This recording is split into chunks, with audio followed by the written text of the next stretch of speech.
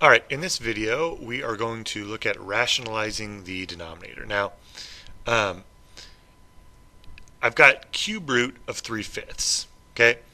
Now, for whatever reason, a lot of times when mathematicians write their answers and there's a radical, they don't like having a radical in the denominator. Okay? So when you go to look at answers or compare answers or whatever, um, it's important to understand that most of the time they will have rationalized the denominator. So here's what that means. So I want to get rid of this cube root denominator. I want the denominator to be outside of the cube root, in other words. Okay? Now remember, I can only take something out of a cube root if it's a perfect cube, which 5 is not. Alright? So what can I do?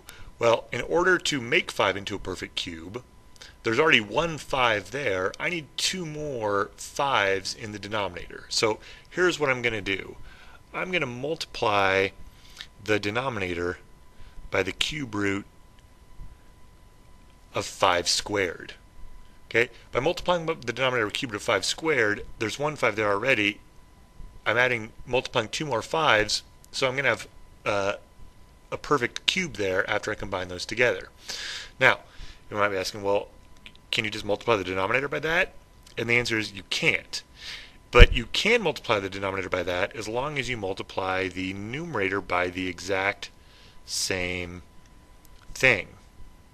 Okay? You can always multiply a fraction the same thing by the top and the bottom because really what you're really doing is multiplying by 1.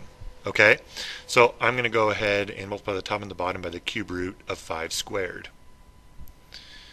So in the denominator, what I end up with is 5 times 5 squared is 5 cubed. In the numerator, I've got 3 times 5 squared. Now 5 squared is just 25, so 3 times 25 becomes 75. Okay, if I simplify it. And so now what I can do is, this 5 cubed is a perfect cube, so I can take it outside of the cube root. Alright, so then what I'm left with is, I still have the cube root of 75 on top of the fraction, but on the bottom I just have a 5. Okay, because the cube root of 5 cubed is just 5. Okay, and that's called rationalizing the denominator, because now the denominator is what's called a rational number. Okay, there's no radical in the denominator. Alright, so let's look over here. I've got the 7th root of z over w cubed. Now in order to take something out of a 7th root, it needs to be a perfect 7th power, which w to the 3rd is not. So I have 3 w's already, so in order to make it a perfect 7th, I'm going to have to multiply by the 7th root of w to the 4th, because 3 plus 4 is 7. Once again, I can't just multiply the denominator by that. I've got to multiply the top by the same thing, so I'm actually just multiplying by 1.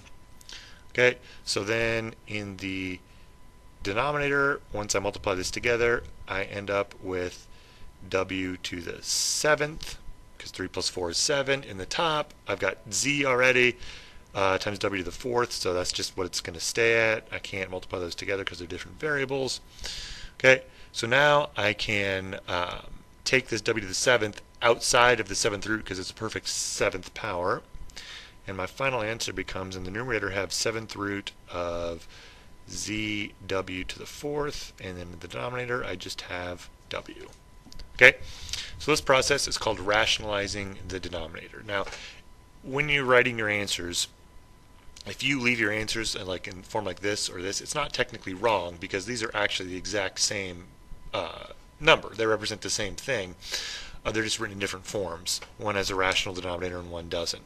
So it won't necessarily be counted wrong, but I just wanted to make you aware of this because if you're comparing answers, most of the time math books will rationalize the denominator.